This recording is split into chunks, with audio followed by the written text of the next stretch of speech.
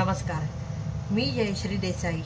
Ultimate आरोग्य या माझ्या यूट्यूब चॅनलमध्ये आपणा सर्वांचं हार्दिक स्वागत. गेल्या आठवड्यात आपण सांधेदुखी संबंधीची मुद्रा बघितली, त्याला खूप चांगला प्रतिसाद लाभला. याचा अर्थ सांधेदुखीचा त्रास खूप जणांना आहे, त्या सांधेदुखीसाठी उपयोगी पडेल अशी आणखी एक मुद्रा आज आपण घेणार आहोत आणि तिचं नाव आहे जलोदर नाशक मुद्रा. सांधेदुखी होण्याची जी बरीच कारणं असतात, काही आपण गेल्या ह्याच्यात घेतली, बरीचशी घेतली. आणखीन एक कारण असं असतं की जेव्हा जलतत्व त्याचा बॅलन्स जेव्हा आपल्या शरीरातला बिघडतो, पाणी शरीरात साचून राहायला लागतं, त्यावेळेला त्या पाण्याचा निचरा न झाल्याने सूज येते, शरीरावर सूज येते, सांध्यांवर सूज येते आणि म्हणूनही सांधे दुखतात.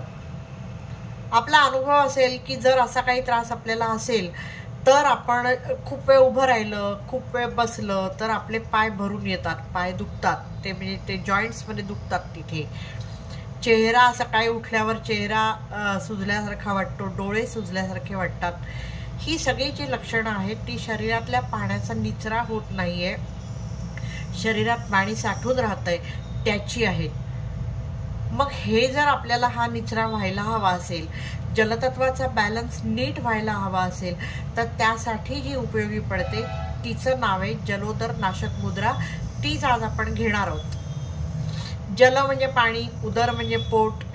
जर हे पाणी पोटात साठून राहिलं तर त्याला जलोदर म्हणतात. जर ते फुफ्फुसात साचून राहिलं तर त्याला प्लुरसी म्हणतात. पायांवर जर ती सूज दिसली तर त्याला हत्ती रोग झाला असं आपण म्हणतो. ही सगळी लक्षणं तर पाणी जास्त शरीरात साचून राहिलं तर दिसतातच, हे रोग तर त्यांनी होतातच.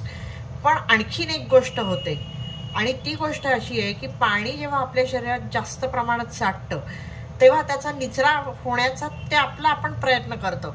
त्यामुळे पेशींमध्ये जे पाणी भरलं जातं ते अतिरिक्त प्रमाणात भरलं गेलं की ते तिथून बाहेर पडायचा प्रयत्न करतं. ते म्हणजे मधल्या ज्या पोकळ्या असतात त्या सेल्सच्या बाजूच्या, जिथे आकाश तत्व असतं, तिथे ते पाणी भरून राहतं.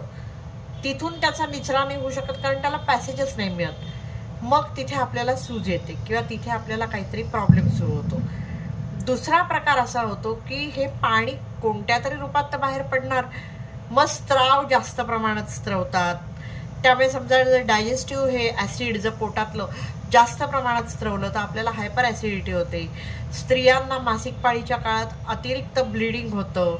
वेगवेगळे हार्मोन्स आहेत ते जास्त प्रमाणात स्त्रवतात, जास्त प्रमाणात घाम येतो, जास्त प्रमाणात लघवीला जायला लागतं किंवा जाऊन आल्यानंतरही पुन्हा आपल्याला लघवीला होते अशी भावना होते आणि ती होते. म्हणजे शरीराच्या स्तरावर हे पाणी कसा निचरा होईल त्याचा ते बघत असतं. ते पूर्णपणे यशस्वी होत नाही त्याच्यात आणि म्हणून आपल्याला हे असे जे त्रास होतात आतापर्यंत ज्यांचा उल्लेख केला ते होतात. ते जर दूर करायचे असतील तर जलोदर नाशक मुद्रा आपल्याला उपयोगी पडते.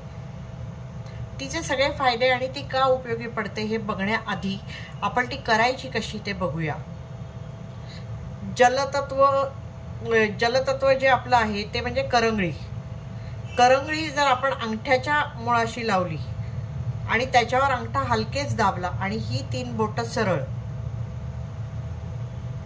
करंगळी अंगठ्याच्या मुळाशी दाबायची आहे. जलतत्वाची असते करंगळी. आतापर्यंत आपण पंचतत्व घेतली आहे, मी पाहिजे तर परत एकदा तो चार्ट दाखवते. पृथ्वी, आप म्हणजे पाणी, तेज, वायू आणि आकाश अशी 5 तत्व आपल्या ह्याच्यावर असतात आणि ही जलोदर नाशक आहे. त्याच्यामुळे जल नाशक करण्यासाठी अग्नी कामाला येतो. आपल्यालाही माहिती आहे की जर अग्नीच्या सहवासात पाणी आलं तर एक तर त्याचं बाष्पीभवन होऊन वाफ होऊन ते निघून जातं किंवा सुकून जातं. मग इथेही आपल्याला तेच करायचं आहे. आपल्या शरीरातलं पाणी जर कमी करायचं असेल तर आपल्याला अग्नीचा वापर करायचा आहे आणि अग्नीच्या माध्यमातून ते जलतत्व सप्रेस करायचे.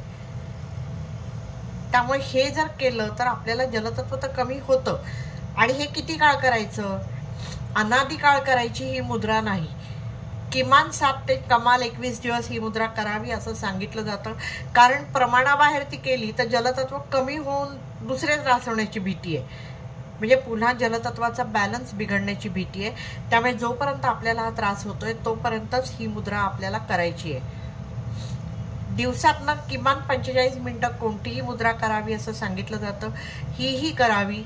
सकाळी 15 मिनटं, संध्याकाळी 15 मिनटं, अशी किमान 30 मिनटं तरी दिवसातनं करावी, म्हणजे त्याचे फायदे लक्षात येतील. कारण आपण जी एनर्जी डिस्चार्ज होते ती परत उलटी फिरवून ते आपण तोल साधायचा प्रयत्न करत असतो. मग ते अगदीच 2 मिनटं वगैरे केली तर ते काय साध्यच होणार नाही. त्याच्यामुळे किमान 15-15 मिनटं करावी, तर आपल्याला त्याचा इफेक्ट दिसू शकतो. हे जे सगळे हे आहेत, म्हणजे हत्तीरोग, सांधेदुखी, या सगळ्यासाठी तर त्याचा उपयोग होतो. सूज शरीरावर आलेली, डोळ्यांवर आलेली कमी करणं, पण हायपर ॲसिडिटी कमी करणं, मासिक पाळीचा स्त्राव बॅलन्स करणं, अतिरिक्त घाम येत असेल तर तो कमी करणं, या सगळ्यासाठी जे जे विषय मी आधी सांगितलेत या एपिसोडमध्ये, त्या सगळ्या विकारांसाठी ही मुद्रा उपयोगी पडते. त्यामुळे करून बघा. ज्यांना हा त्रास होतो त्यांनी नक्की करून बघा. तुम्हाला फायदा होईल याच्याबद्दल मला खात्री आहे. ते झाल्यानंतर तुम्ही तुमचे अनुभव जर शेअर केलेत तर त्याचा फायदा इतरांना पण होईल. ते तुम्ही करा अशी मी तुम्हाला विनंती करते. ही जर माहिती अशी तुमच्यापर्यंत पोचायला हवी असेल तर तुम्ही हे चॅनल लाईक, शेअर आणि सबस्क्राईब करणं गरजेचं आहे. ते तुम्ही करा अशी मी तुम्हाला विनंती करते. कराल अशी आशा करते आणि तूर्त इथेच थांबते. धन्यवाद.